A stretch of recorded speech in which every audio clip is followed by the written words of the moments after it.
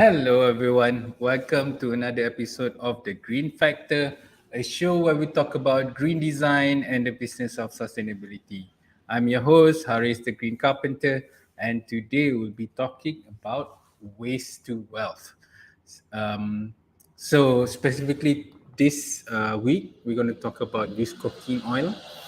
And today with me, we have Dr. Chai from Arus Oil. Hi, Doctor. Hello, hi Harry. Hi, thank you for inviting us. Thank you for inviting No me. worries, no worries. I think just to give a little bit of introduction to the audience, why the topic of waste to wealth, because I think right now this term has been used widely all over the world, because I think before this, sustainability has always been seen as something that is costing us money, it's additional costs and all that. So it's a way of us to see sustainability as an opportunity as well. In today's case, we have you guys, Arus Oil. How you guys seeing this in a way how other people can benefit, and at the same time it's good for the environment. Welcome, Dr. Chai. And I think before we continue with the topic, I think it's for the benefits of our audience and listener. Can you guys just share a little bit about your journey and also how Arus Oil comes into the picture? Yeah, sure. Yeah. Hi, I'm actually Dr. Chatichai Chong. So, I'm currently the CMO, the Chief Marketing Officer of Arus Oil. So, what we do is actually we are creating a platform to make recycling your used cooking oil or your waste cooking oil in an easy manner where you can recycle your used cooking oil at your doorstep. We have a platform on the Apple and Google Play Store where when you have used cooking oil, you can just simply ping us in the app and we will send a driver in the near future to collect used cooking oil from your house. So we collect as low as 5 kilogram, where conventionally other people do collect in bigger volumes, but we also collect at a small volumes, just inside your bottle itself. Also, we will be able to collect it from your doorstep. Plus, you will have cashback as we collect your used cooking oil, and we also do a carbon saving calculation for you. For whatever that you have recycled, you will be given a feedback of how much carbon you actually save when you have recycled your used cooking oil. Because all our used cooking oil will be converted into biodiesel. Of course, we have different range. When you talk about used cooking oil, there's many multiple ways of converting it to, but we convert it to biodiesel. Yeah, so that's what we do.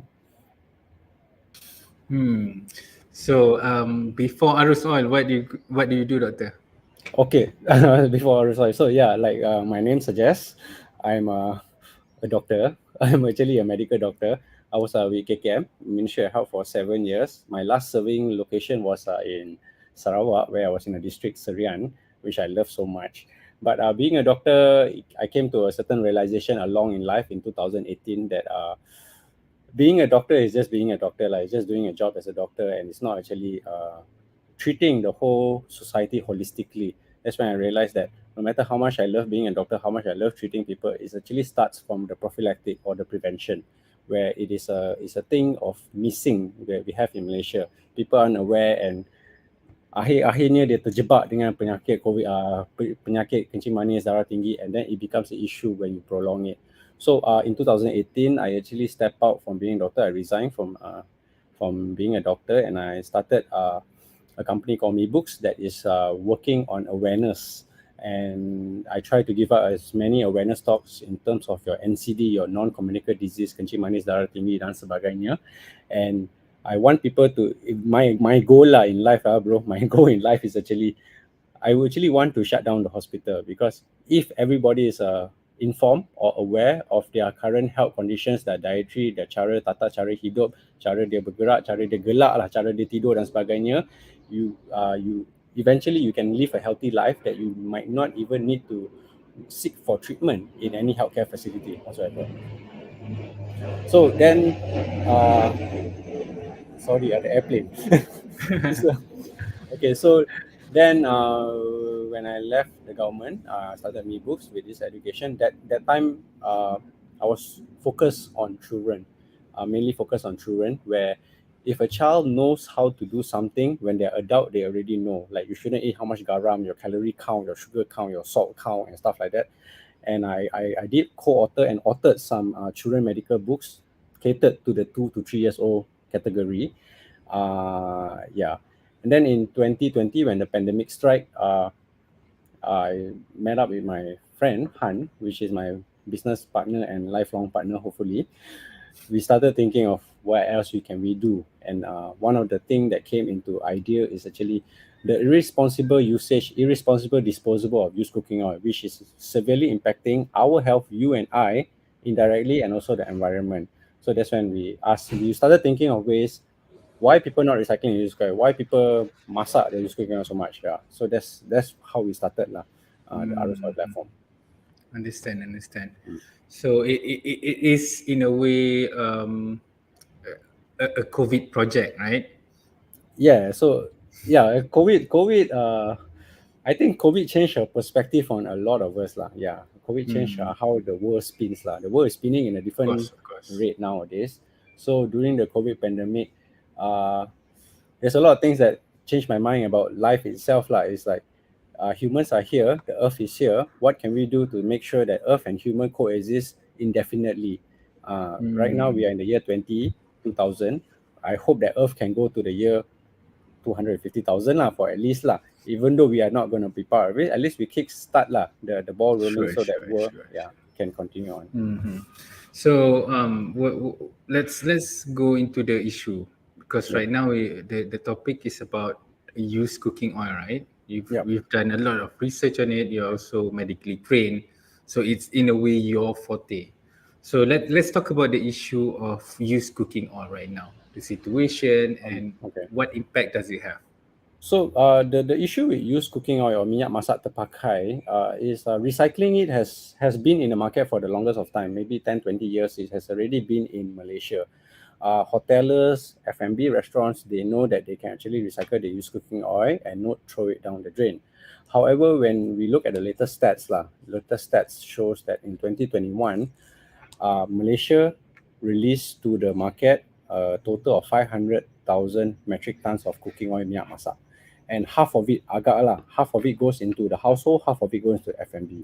But as of last year, the total that we collect back was only 192,000 metric tons. So when you talk about cooking, once you cook, there will be some oil that will retain. Ada minyak yang akan terkandung dalam makanan when you makan lah, which accommodates for 10 to 15%. So in essence, if you cook 100%, 80 to 85% should be recycled back, right? So that should bring us to about 400 metric tons of collected used cooking oil year on year in Malaysia. But last year we only collect 190,000. So that is the question lah. Where is the other half? Where is the other 200,000 metric tons? So we were brainstorming, and then we did some market survey. We asked some people. I asked my mother lah. Asked my mother, asked my father, asked my grandmother, kau buat apa dengan minyak kau? Okay, so then we came up with these two issues. One issue is people simply they throw it down the drain. That's the easiest thing that they can do. It's so simple. You dah masak dah, tak mau, buang. Tak masak dah, tak mau, buang. Okay. And the second thing people do is people use the oil over and over and over again. They masak sekali ayam goreng, then they masak ikan bilis, and then lastly they masak nasi goreng. So that is the issue. The recurrent irresponsible reusage of it will cause a problem to our health. Because as you know, used cooking oil, if you use it banyak kali, it can be cancerous, it can be carcinogenic. And when that happens, that's where all this problem arises lah. Why do we have cancer here? Sometimes I live healthy, I work healthy, I do stuff healthily, but sometimes it happens. Healthy people do get stricken with some illnesses yang tu lah. So partially, like I would say, the irresponsible usage of used cooking oil, guna pakai. Of course, Malaysia kita cakap sedap tok, memang sedap. Macam soup 1,000 tahun. You know that soup, I never washed that pot for 1,000 years. Sedap, memang is sedap. But then when it comes to the health issue, it's not good lah kan. You can have a lot of illnesses that accompanies your irresponsible usage of the used cooking oil. So what we recommend is at least 1 to 2 to maximum of 3 usage, but it depends on what you cook. If you cook meat, you can't use your cooking oil too many times. If you cook vegetable, you can use it more. It's simply because every time you cook, 1 time, 2 time, 3 time, the possibility of it smoking, cair menjadi gas will be higher every time, because the smoking point, the tahap didih will reduce every time you cook something and you have some impurities in the oil. So that is why we have this issue. So most of us, we don't recycle oil. What we are trying to do is trying to spread the awareness that actually if you throw it down the drain, there's a lot of consequences. There's pollution, the carbon issues, drainage blockage. We talk about drainage blockage is a big issue in all the municipal council. The majelis will always spend a lot of money just to clean up drain and sumbat, change pipe dan sebagainya. And then we talk about health. Health is something that is critical. If you damage your body early during a long distance, you can't help much as you get older and the illnesses breaks in more. Yeah. Yeah, I think what's been happening in terms of our culture is like it's always there. I mean like we don't really talk about it because it is what it is. So I think like by lighting this issue, actually we put a light into something that is just near us. Now you know, oh, actually it's a lot of problem if we see it because when we put it in the drain, we sorry, when put at the drain, so we don't see it, right? So it's out of sight, out of mind. But actually, Yeah. there's a lot Yeah. of things Damage that house. needs to be done to solve that. So let's talk about what can we do with use cooking oil, because I think like you can make like soap, Yep. something like that, Yep. right? So And so what are the use things we can do? use cooking oil has actually a lot of upscaling journey after that. First of all, is a medium for us to cook and fry. Subsequently, what can it become? It can become lubricant, it can become detergent, it can become soap, it can become candle. So in all this situation, it changes its Candle, value right? and candles. So because Mm-hmm. essentially used cooking oil are flammable, it's a very good lubricant, and like cooking oil actually doesn't expire. It's quite a stable Okay. component. It's quite a stable Hmm. component. So that's why some people also use it as a lubricant. Some also can make it as a product into animal feed lah, makanan untuk haiwan dan penternakan lah in the livestock industry. But what we do with it is we filter it and push it to a converter into biogas, biofuel, yeah, Mm-hmm. biodiesel. Yeah. So, does oil created equal? Meaning, like, if you use palm oil or like coconut oil and all that, is it the same for you guys? Yeah, yeah. So any plant-based oil is good enough. Of course, there are different calorific meter and there's different free fatty acid value to it. But essentially, Mm-hmm. all can be adjusted and be integrated into diesel to be converted into biodiesel. Mm, Of course, if you talk about different products like candle and stuff like that, different like coconut oil and stuff like that, they burn faster or they burn understand. slower. Yeah. So But so for plant your solution is mostly you can take any used cooking oil, right? any vegetable-based cooking oil, yeah, any plant-based lah. It could be canola, vegetable, soy oil, and palm oil. Of course, in Malaysia, we are number two exporter in the world of 30% market cap of palm oil. So that's why it's more accessible for us to use palm oil. Mhm. So let's talk about biodiesel, because I think like it's something unique, but we have been the talk of biodiesel has always been there. It's not the first. You guys are not the first that does it. There's a lot of other solution as well. So talk us what are the process in terms of getting this used cooking oil to be Yep. able for us to use in our cars, for example. Yep. So essentially, biodiesel is a blending process of cooking oil with diesel or with a petroleum-based fuel. So for us, once we collect it from your household, we will do the pre-needed pre-treatment, the filtering, and the taking out of the water and the moistures and impurity. And so the process is fairly simple, where we filter it and then we let it settle for a few days, where the water will go down and the oil will go up. Then that's how we separate water and oil lah. Yeah. Then once we have done that, we will send it to a biodiesel factory. Biodiesel factory essentially is a blending factory. They blend it together with diesel with some catalysts like methanol and some other enzyme and catalysts, where it makes it stable that it can burn homogeneously. So the process is what we call as esterification, where they mix cooking oil together with diesel.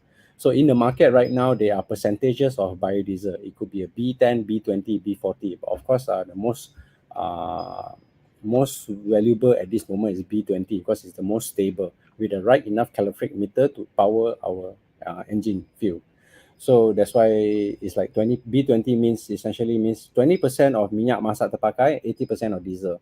But so why when we talk about biodiesel is it so important is because essentially instead of using 100% diesel, we are now using just 80% of diesel. And the other 20% is a bio substance, which is the minyak masak terpakai, which has previously masak somebody's ayam goreng, ikan bilis goreng. That's why the carbon calculation of it will be I'm knocking off a percentage of diesel of something that has previously served someone before that. So that's when we talk about why has the value increased in terms of that. It has went through somebody's wok, somebody wok hay already. It went to somebody nasi biryani and sebagainya, and now it's actually in my car, fueling my energy. Yeah, that's how essentially biodiesel is lah. Of course, the complex a bit more complicating, but yeah, just to simplify it like that. So, in general, can normal car run on it, or you need to modify it? No, in general, as long as let's say it's a biodiesel, any diesel engine car can run on it in general. Diesel Yeah, engine, understand. yeah. Good, But good. of course, there's certain things that you have to add because fuel has a higher calorific meter than minyak masak. Minyak masak only burns combust at about 250 Celsius, 300 Celsius, which is very high.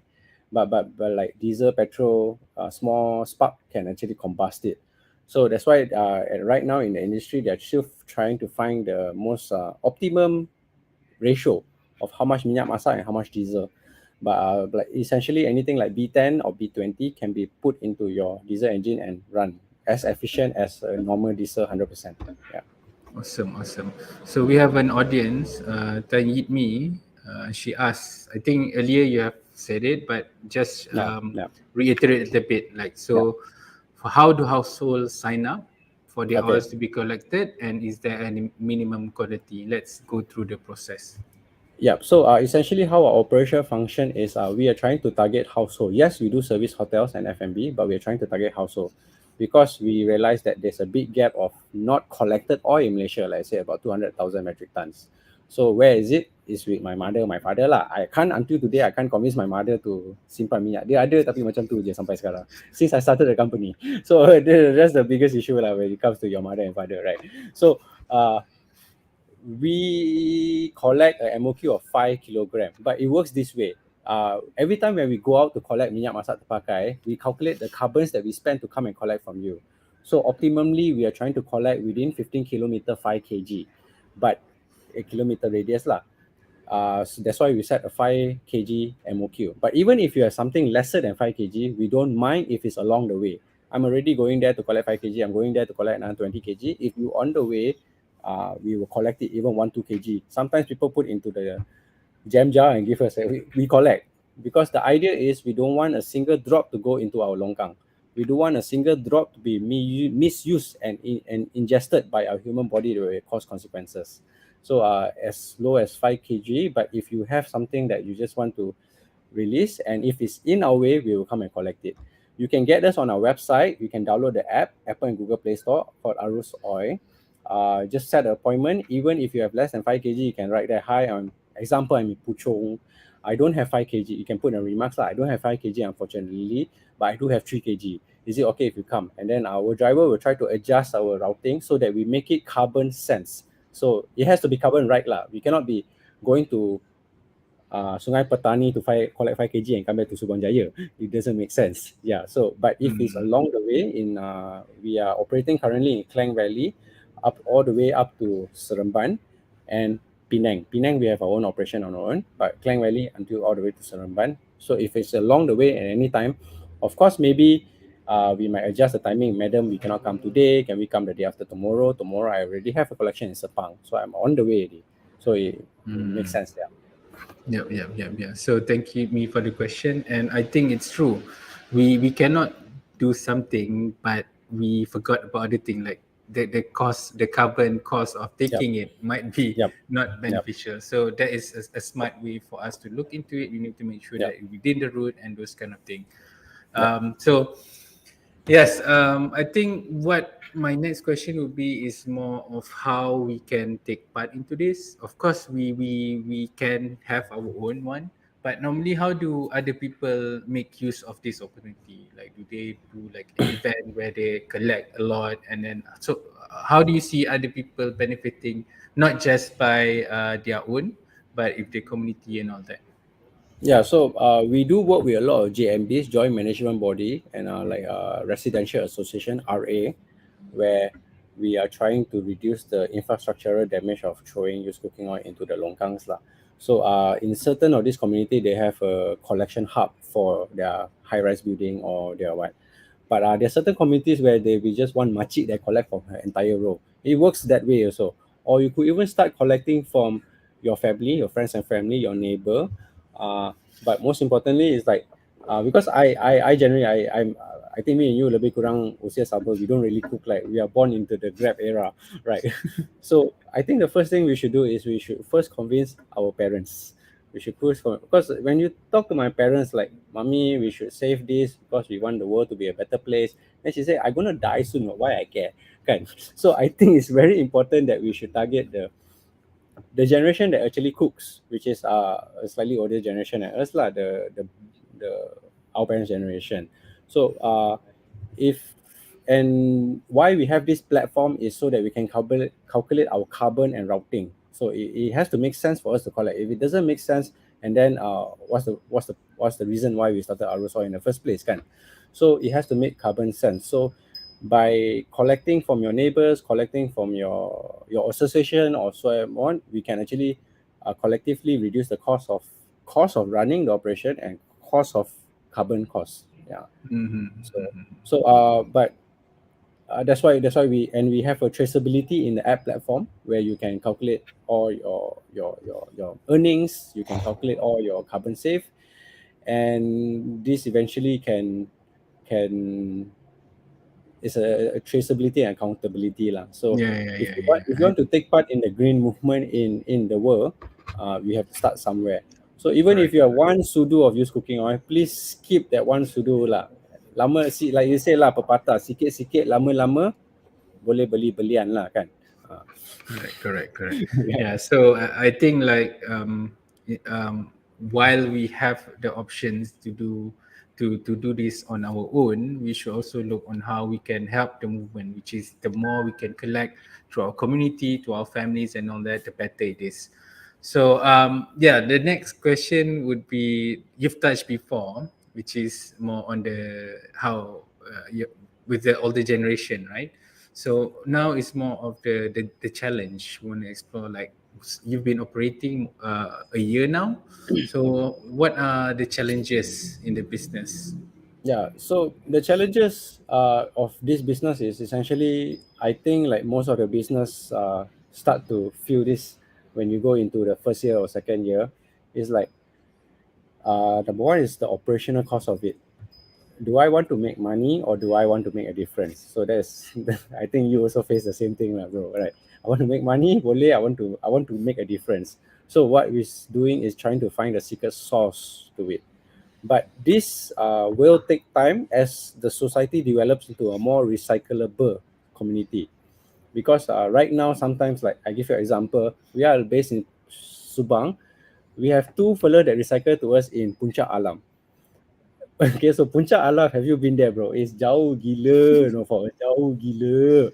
But sometimes you want to service your customer, you know you lose money, you know the carbon is not right. So do you actually do it or not? So what we do is we will tell the makcik there, auntie, can you save to 15 kg? Then we come and collect. Yeah, instead of just 5 kg or 2 kg, can you save until 15 kg? Then we come and collect. At least it makes carbon sense, it makes operational sense lah. So but as the community grows into more people that recycle, I think even in a focal area, let's say of Subang or even in Puchong, we have one fella that has 2 kg, 2 kg, 2 kg, banyak orang got 2 kg. It makes sense for us to do it. So that's where the second issue is, which is the awareness to it lah. We all talk about we want to go green, cantik cantik, sedap sedap, belaka belaka, but at the end of the day, when it actually doing it, it's hard for you lah to do it kan. Kadang-kadang even now the government has put up a lot of things, aluminium, plastic and cardboard can be recycled anywhere. You don't have to think jauh, don't have to look jauh. But when you look at that tong, actually sometimes you look inside there also got baby diapers. There's a lot of things lah. So I think it concurrently with our operation and concurrently with awareness is our biggest challenge. As awareness grow, that's why I like to do this kind of talks. I like to talk to people to create the awareness that that you can actually recycle your used cooking oil. You know that if you don't recycle your used cooking oil, what is the damages to the environment and the damages to your human body and your family's body. So that's where I try to convince everyone that they can actually recycle the used cooking oil. And when that awareness is spreaded, our operation cost, our carbon saving cost actually is worthwhile lah. It makes sense. Yeah, yeah. So if it doesn't make sense, that's where you as a business owner start to conflict with your own self lah. Yeah, Correct, lama correct. lama. We're not NGO, right? We Ah, are a business. we are not NGO. We didn't run this as NGO. Yes, it is a business. We still need to makan. We still need to Yeah, tidur. yeah, yeah, But yeah. why we started this is because there's this gap of the green energy movement. So if Mm. we are conflicting ourselves, then I think we can just shut down lah and we do something else lah, like uh, something else lah. Kan? There's a lot of other lucrative business after the COVID-19 pandemic Yep, that yep, yep. makes sense or doesn't make sense lah. But if that is the thing, is the challenges is for conflicting ourselves and the awareness to everyone. Yeah. Understand, understand. Yeah, so that will be we'll come up with the last question. We want to talk more about the future of Arus Oil. So, what are you guys have planned, and what are they? So of course, our future is to spread more awareness to every pocket in Malaysia, every corner in Malaysia, where everyone have a sense of recycling used cooking oil. It may not be through us, but as long as you're recycling used cooking oil, you are adjusting to our agenda and our movement. But for us to get there, we have to spread our wings a bit further than Klang Valley lah. So what we are trying to do is currently right now we are in the midst of fundraising. We are looking for funds to spread our operational wing into every corner of Malaysia, and to make it more convenient for you. Sekejap, I play. Okay, to make it more convenient for you to recycle used cooking. So sometimes at a like I say, like if you're far away from Puncak Alam, we will not get there by today or tomorrow. Sometimes we have to schedule you for the following week, which is not nice for you as a user, because your minyak dah lah bau, dah lah kat sana, dah lah jauh mata memandang kat depan still ada minyak masak terpakai, tak sedap dipandang. But we want to make the service more viable for you, so we can collect it same day or the following day. For that to happen, we need to spread our wings more, of course, and expand and scale up. So the future of Arus Oil is eventually to service the entire of Malaysia, but with right funding and right collaborative partners such as yourself, I think we can eventually get there. Yeah, Awesome, awesome. Looking forward to see your growth in the space. So definitely. everyone, if you want to get in touch with Dr. Chai, he's on LinkedIn, and also with Arus Oil, you guys can check out Arus Oil on LinkedIn and also Facebook. They are more active on Facebook.